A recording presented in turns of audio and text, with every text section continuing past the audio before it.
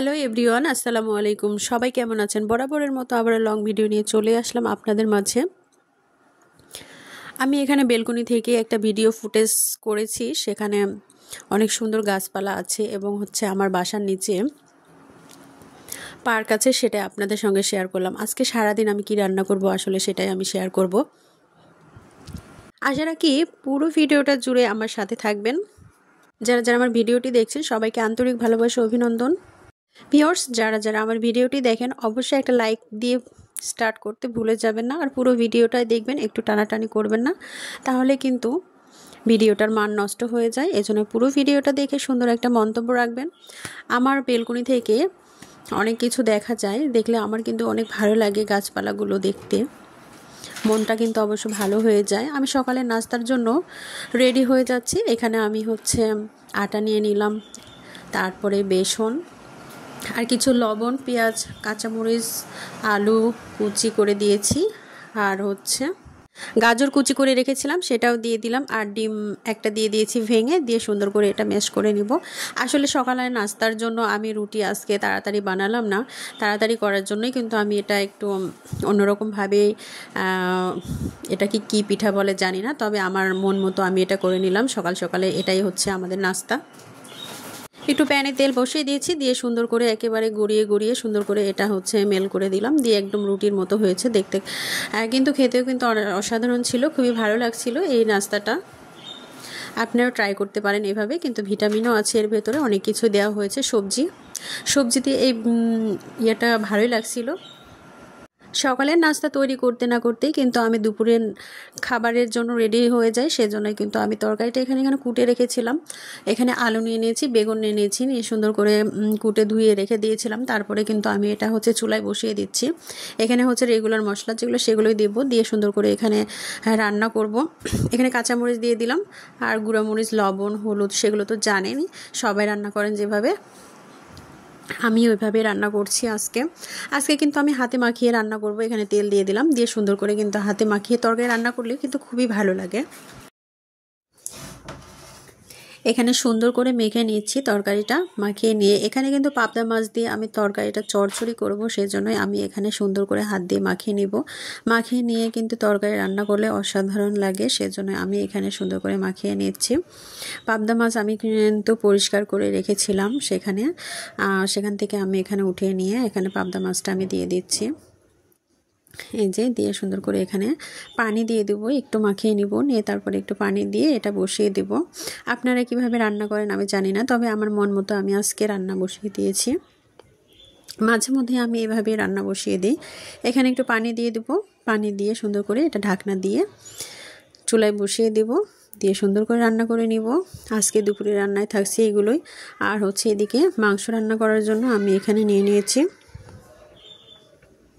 আপনাদের সঙ্গে কথা বলতে বলতে কিন্তু আমি আরেকটা জিনিস ভুলে গিয়েছি, এখানে কিন্তু আমি পেঁয়াজ দিতে ভুলে গেছি, সেই জন্য আমি কুচি করে রেখেছিলাম পেঁয়াজ, সেটাই আমি এখানে দিয়ে দিলাম, দিয়ে উপরে একটু ছিটিয়ে দিলাম, দিয়ে পরে নাড়াচাড়া করে দিব।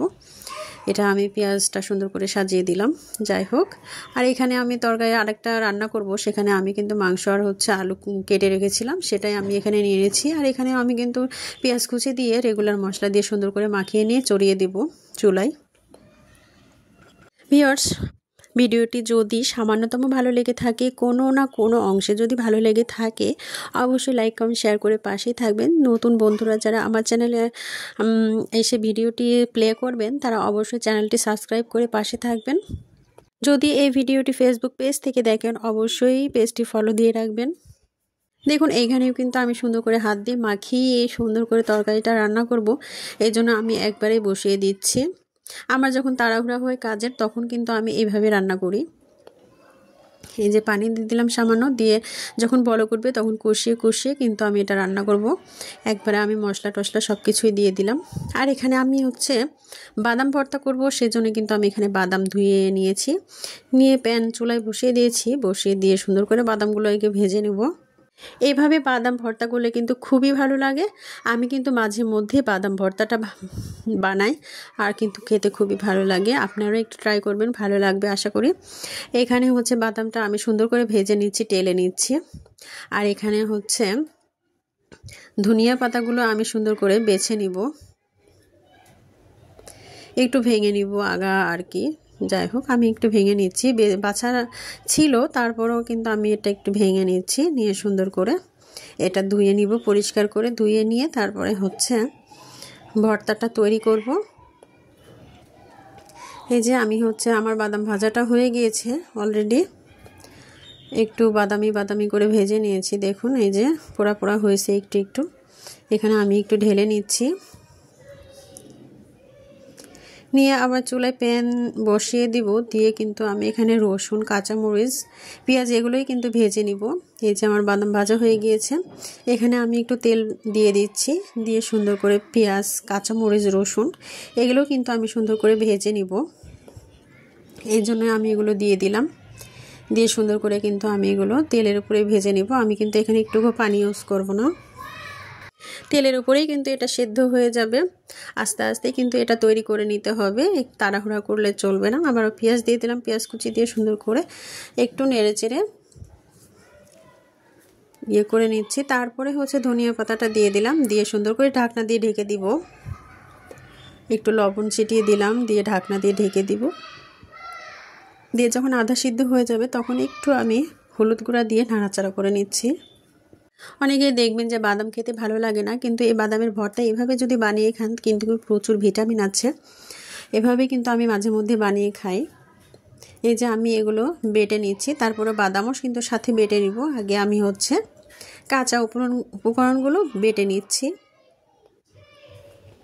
পাটায় বেটে মানে ভর্তা করার স্বাদই আলাদা। আমি মাঝে মধ্যে সবসময় আমি পাটায় ভর্তা করি, যখন আমার সময় হয় না তখন কিন্তু আমি ব্লেন্ডার করি, কিন্তু পাটায় ভর্তা করলে কিন্তু অসাধারণ লাগে ভর্তাগুলো।